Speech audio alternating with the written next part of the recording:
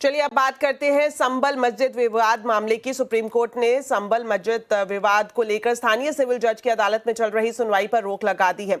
मस्जिद कमेटी को सिविल जज के ऑर्डर के खिलाफ हाईकोर्ट जाने को कहा गया है। सुप्रीम कोर्ट ने कमिश्नर की रिपोर्ट को सील बंद लिफाफे में रखने का भी आदेश जारी किया है। इस खबर पर ज्यादा डिटेल्स के साथ अब जुड़ गए हैं असीम मनचंदा। तो असीम, जानना चाहेंगे कि इस पूरे मामले पर आज सुप्रीम कोर्ट की तरफ से क्या कुछ कहा गया है। 19 नवंबर को संभल की अदालत ने शाही जामा मस्जिद के सर्वे के निर्देश दिए थे और एडवोकेट कमिश्नर की नियुक्ति भी कर दी गई थी। एडवोकेट कमिश्नर ने अपने सर्वे की शुरुआत भी कर दी थी, लेकिन ये काम बहुत जल्दबाजी में हो रहा था, तो ऐसे में लोगों को उसके ऊपर शक हुआ। लोग वहां पर जमा होते गए और हिंसा फैल गई। इसको लेकर के जो जामा मस्जिद की कमेटी है उसने एक सुप्रीम कोर्ट में याचिका दायर की थी और अदालत की कार्रवाई के ऊपर रोक लगाने की मांग की थी। सुप्रीम कोर्ट ने आज इस पूरे मामले की सुनवाई की। सुप्रीम कोर्ट ने कहा संभल के अंदर शांति व्यवस्था बनाए रखना बहुत जरूरी है।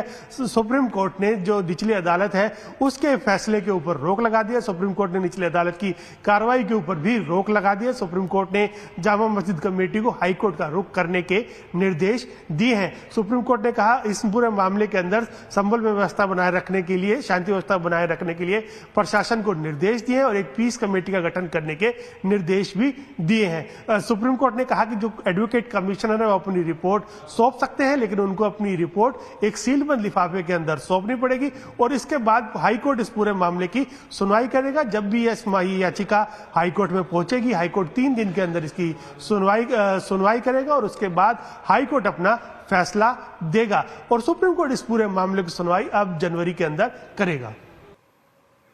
शुक्रिया असीम इस पूरी जानकारी के लिए। चलिए अब खबर संसद के शीतकालीन सत्र से जुड़ी हुई। संसद के दोनों सदन आज फिर हंगामे की भेंट चढ़ गए। विपक्षी दल ने अदानी और संभल हिंसा मामले पर चर्चा की मांग को लेकर लगातार चौथे दिन भी हंगामा किया। इसकी वजह से आज भी संसद के दोनों सदन की कार्यवाही को स्थगित करना पड़ा। अब 2 दिसंबर यानी सोमवार को फिर से सदन की कार्यवाही शुरू होगी। आपको बता दें कि संसद का शीतकालीन सत्र की शुरुआत 25 नवंबर को हुई थी और पिछले 4 दिन में सदन की कार्यवाही सिर्फ 40 मिनट ही चल पाई है।